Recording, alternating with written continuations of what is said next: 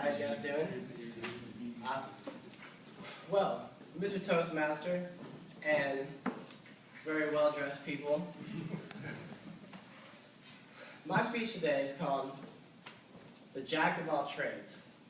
And it's a story about me, Jack, and my quest to become really good at all these different hobbies that I have. Because you see, I'm really an impressionable type of person and highly unoriginal.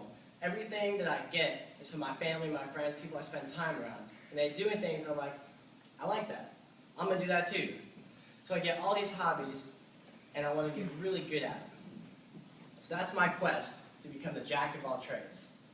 So my 14th birthday, my mom bought me a brand new electric guitar. Now I know this is a guitar pick, but it's representative of a guitar. And when I got this thing, I had no idea how to play it. But luckily it came with a book. So I opened it up, I read through it, I started practicing, I got good, and I started taking some lessons. A few years later I got an acoustic guitar, I learned how to play that too, and I've been taking lessons for many years, It's so much fun, it's like getting out there, rocking out to leads like Crazy Train, being like, awesome. And so, you need inspiration. Where do you go? YouTube, obviously. I'm like, what should I learn how to play next?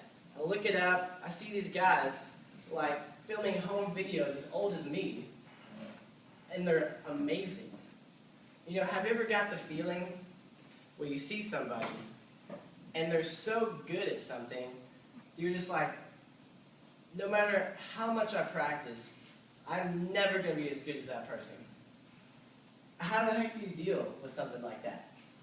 But, I took it in stride and I kept going and, I play for fun because I enjoy it and I really like doing it. Next thing that happened is I got to high school and my mom, she enrolled me in private art classes.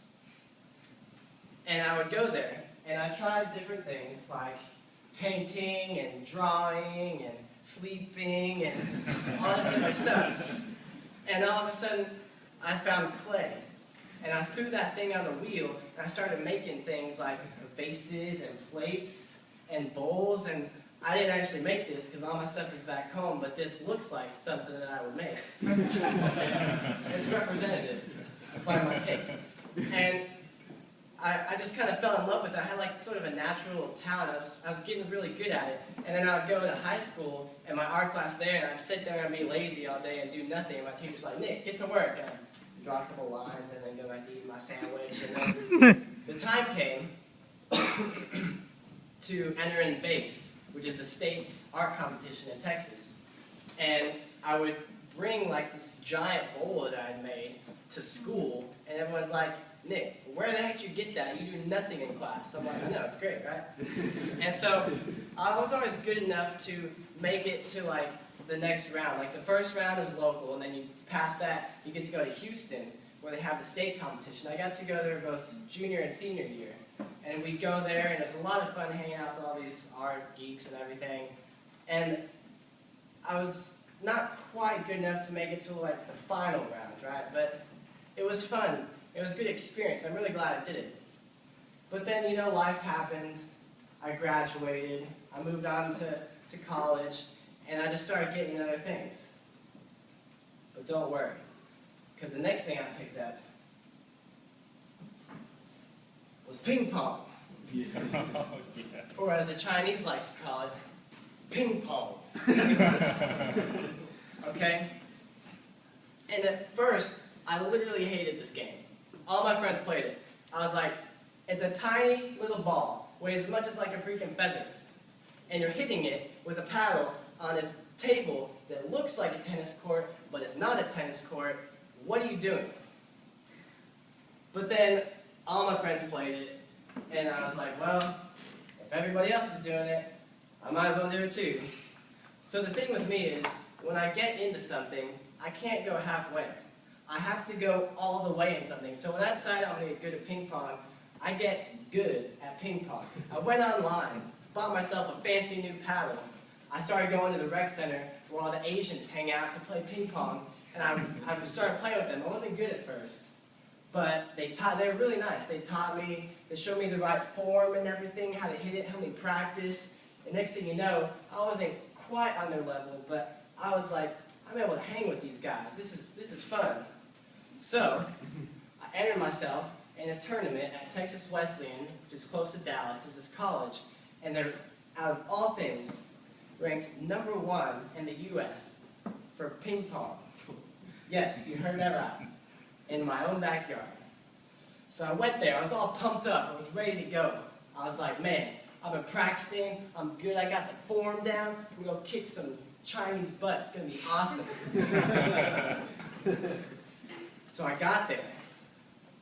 Not only did I not win a single game, I got my butt handed to me by a little 12-year-old Chinese girl who could barely see over the freaking table. Needless to say, that was a pretty humbling experience. But, you know, I took it in stride, and I laugh about it now sometimes. And I still play, because it's a lot of fun and I like doing it.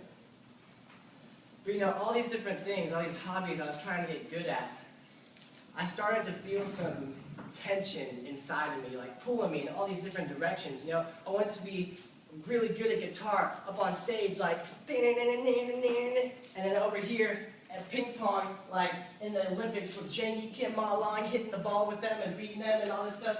And I was like, I can't be good at this and this and this all at the same time. I just can't do that.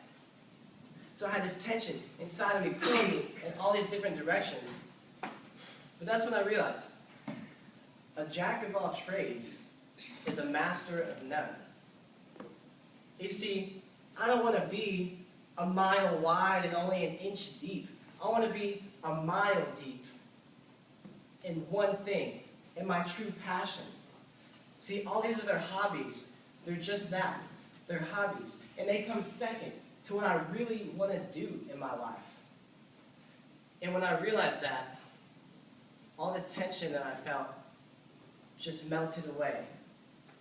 And I realized, I don't want to be a jack of all trades and a master of none. I want to focus on my one true passion. I want to become a master of one.